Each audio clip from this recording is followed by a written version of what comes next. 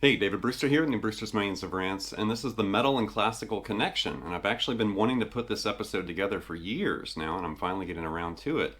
And that is basically drawing the parallel or the connection between metal music and classical music.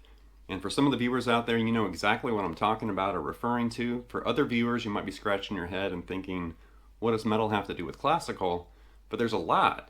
Definitely, there's no question, after the kind of humble blues-based beginnings in metal music, there was a strong classical influence, thanks to people like Ritchie Blackmore, Uli John Roth, and some others. But there's no question, when you hear classical music, you can definitely relate it to metal, and then certain metal, songs actually kind of hit, like melodies and phrases from classical music, including people like Paganini and Bach and Mozart and Beethoven and Chopin and a whole bunch of people.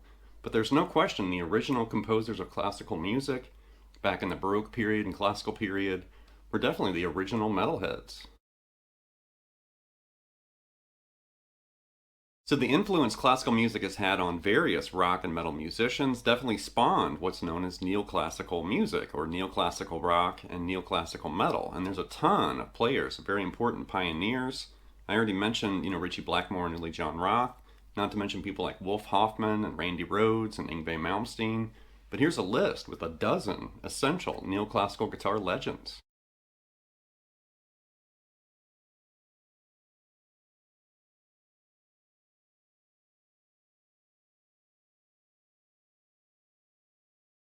With that Name That Tune opening, that was basically Beethoven's Fifth, played on electric guitar and drop D with distortion. And I was using chords there, so I basically transferred Beethoven's single note melody into power chords. And you have to admit, that sounds like metal, even though it's totally Beethoven.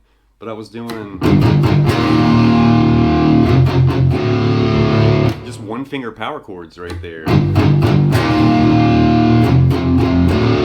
And definitely kind of mimicking that very famous melody right there, but as, stacked power chords. And then I did, and using those kind of inverted shapes there for that real heavy sound. And then right there. And then you've got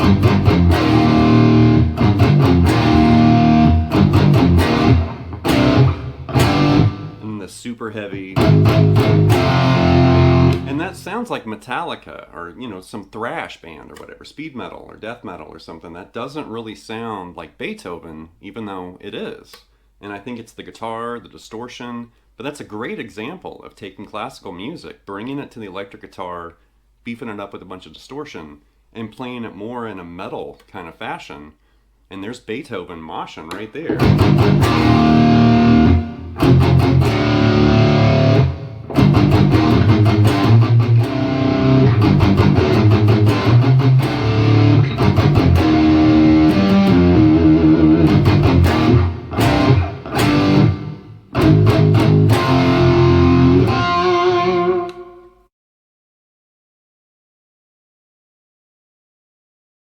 What about Mozart, one of the most popular composers of all time? Definitely his music has had a huge influence not only on classical musicians, but also metal and rock musicians too. And this is basically Symphony No.5, and I've actually shown this before, it's been a few years ago, but this definitely kind of evokes that, metal kind of sound, the phrasing, it's dark and everything as far as the tonality, like this.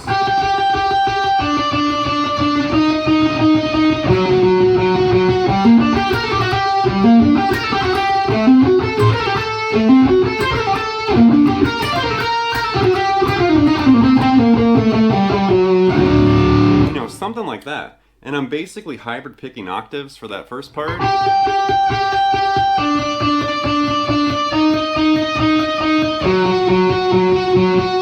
mean, that sounds like metal to me. That sounds like horror music, very scary and ominous sounding, you know, as far as the intervals and what we're outlining right there. You know, very interesting, ear-catching sound.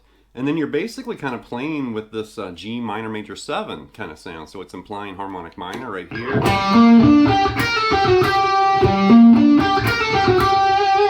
So think of like a G minor arpeggio, but you're adding that F sharp right there, the major 7, right? You're also adding the 9th, that A note over there. And then a hike up here. And that's definitely a tricky fingering right there. And then right here.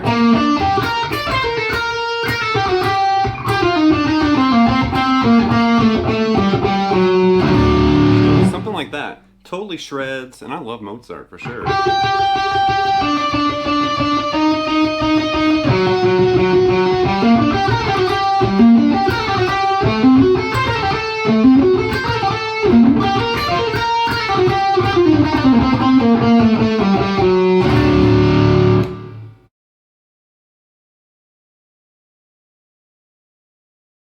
Next up's Paganini, definitely a legendary composer and violinist, and his music has definitely saturated hard rock and metal for decades. There's tons of players that absolutely love Paganini, myself included. You know, his music's brilliant.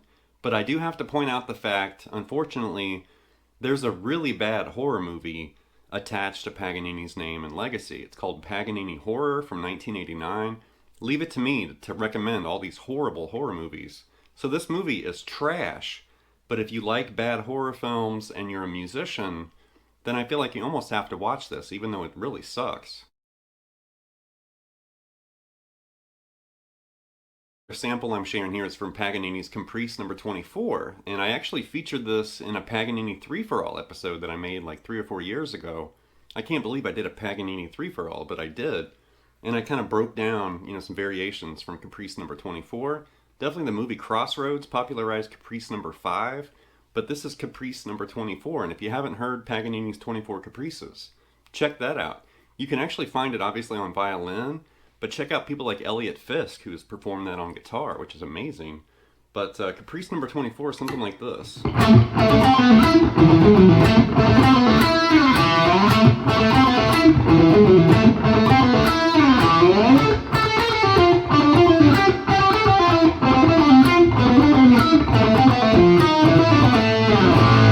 You know, something like that. So it's flirting with A harmonic minor, which definitely perks up a lot of metalhead ears, like this.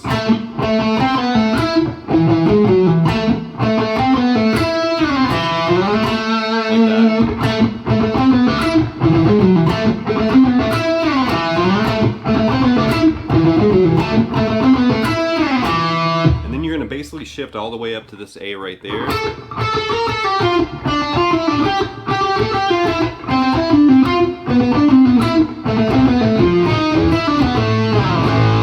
Definitely really cool, you know, melodic content, the bouncy kind of rhythm and everything. And it's dark too. And like I said, if you haven't heard 24 Caprices, definitely check those out. They'll blow your mind, especially if you can hear it played on guitar. It's really cool.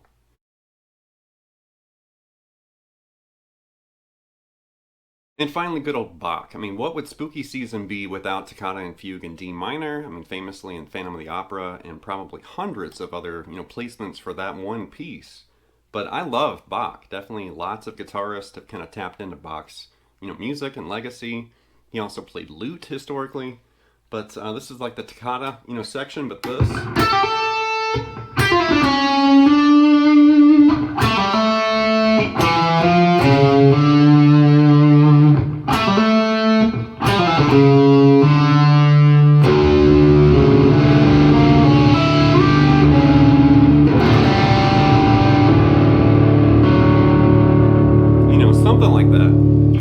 Once again, we're hitting harmonic minor implied. We're doing and then, right, think like D harmonic minor right there. We're doing and then I like to do it like this. Even though it's technically played on organ, but that flows the right way. I've seen this transcribed, some different ways, but that's how I like to do it. Like this. And then right there, like this. And you're doing like the 9 of that flat third, and then the major 7th to the root right there. So cool. And then you reinstate the melody an octave lower right here. And then right there. And then you got this tasty finale right here. A bunch of diminished action right there. And right there. And then for that little ending, like that. Alright, that's going to wrap this episode of Brewster's Millions of Rants with the metal and classical connection. And I honestly could have made this episode like an hour long. We could have gone into all sorts of different variations and versions of this type of material. Classical and metal, kind of coming together.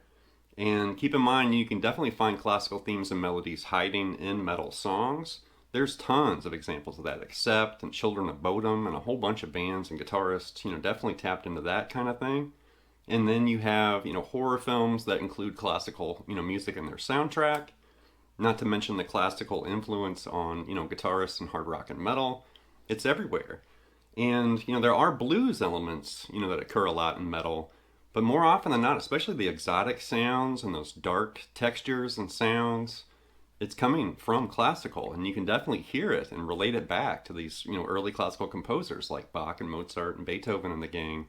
So anyway, if you're curious about this, dive in. Maybe check out those dozen neoclassical guitar legends I mentioned earlier. Dive into some more classical music. Maybe check out some horror films that include classical music and just really wrap yourself up in this. So anyway, leave some feedback and comments. Please subscribe to Nail Lessons, and I'll be back before you know it with more content and material. Thank you.